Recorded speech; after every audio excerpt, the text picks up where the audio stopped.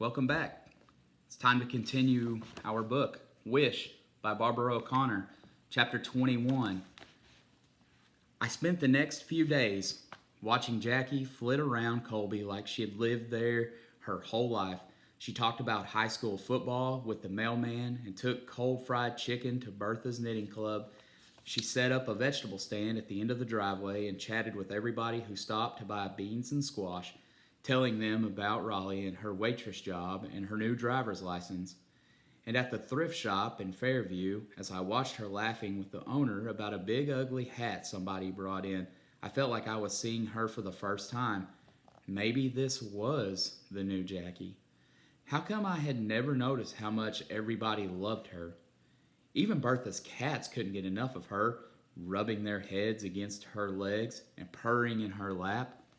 Every one of the Odom boys was red-faced and tongue-tied around her, falling all over each other to open the car door for her and to bring her cold lemonade every time we went over there. "I can't believe you know how to rebuild an engine," she said to Burl the first day we visited. And the next thing you know, she's out there in the driveway, squinting down at a carburetor or something, like it was the most fascinating thing she'd ever seen. Every now and then she flipped her hair over her shoulder, and I thought Burl was going to melt into a puddle right there in the gravel driveway. Mrs. Odom brought powdered sugar donuts out on the porch, and we sat around and listened to Jackie tell Waffle House stories. "And one time," she said, "this old lady came in a limo driven by a chauffeur." She brushed powdered sugar off her lap. "Can you imagine going to a Waffle House in a chauffeur-driven limo?" Everybody agreed they couldn't imagine that. But she left me a $20 tip for a $4 waffle. "So I'm not complaining," Jackie said. Howard and Dwight bugged their eyes out and said, "Wow." She told us how she and the other waitresses called it the Awful House, and those boys all hooted and hollered like that was the funniest thing they'd ever heard. Then she told everybody about Raleigh, how big it is, and all the malls and tanning salons, and even an indoor miniature golf course. "Y'all should come visit sometime," she said. "I have my driver's license and Carol Lee has a car." They grinned and nodded and said how much they'd like to go to Raleigh, and I felt jealousy poking at me so hard it made me squirm as I sat there on the porch steps. Later that afternoon, me and Howard took Jackie down to the creek with Wishbone, and she didn't waste a minute taking her shoes off and wading into the cold mountain water, her laughter echoing through the trees. She answered all Howard's nosy questions without a single eye roll and acted like she hung out with the up-down boys every day of her life. "What's it like when you visit your daddy in jail?" he said. I like to die when he asked that, but Jackie wasn't one bit bothered. "Not as cool as it looks on TV, I can tell you that," she said. "We just sit at a table and talk about school and stuff. He tells me about how bad the food is there and how the first thing he's going to do when he gets out is eat about 14 hamburgers.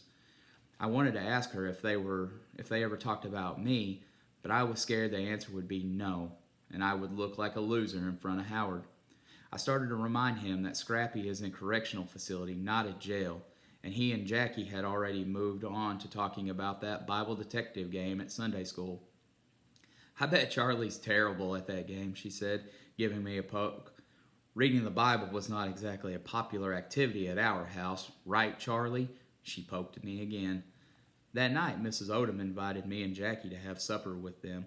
Burl and Lenny brought aluminum lawn chairs in from the yard for us and nearly knocked each other over trying to sit next to Jackie. She helped Mrs. Odom put plates of ham and bowls of coleslaw and baked beans on the table and didn't even blink an eye when everyone held hands and Dwight said the blessing and thanked the Lord for baked beans and new friends.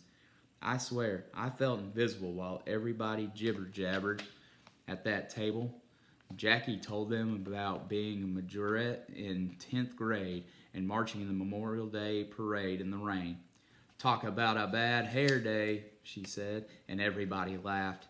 Then she asked Mr. Odom about his job driving a lumber truck. When he described driving from Colby to Charlotte to Greenville and everywhere in between, she said, "It must be so fun to go to all those different places." Then she went on to tell him about her friend Loretta, who worked the night shift at a truck stop on the interstate. And boy, oh boy, did she have some stories to tell about some of those truckers. Mr. Odom blushed a little at that, and Mrs. Odom jumped in real quick to tell us about Howard being the Bible detective champion at church. "No way," Jackie said. "He didn't tell me that." And then it was Howard's turn to blush. Wishbone laid on the floor next to Cotton because he knew there would be food down there before long. Sure enough, he gobbled up a couple of pieces of ham and some cornbread crumbs, and Jackie said, "Wishbone, stop that." But Mrs. Odom said, "That's okay. Shoot, helps me keep the floor clean." Jackie laughed her sparkly laugh, and in that very minute, I wanted to be her. I wanted her easy way of making people love her. I wanted her knack for seeing the good in things. I even wanted her shiny black hair with blue streaks. But no matter how bad I wanted it, I was still going to be just plain old me.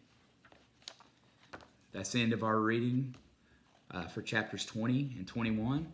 I enjoyed this time with you, and I hope you've enjoyed this book. This is Coach Meyer again with the PE classes. I've really enjoyed reading this book and hope you have too.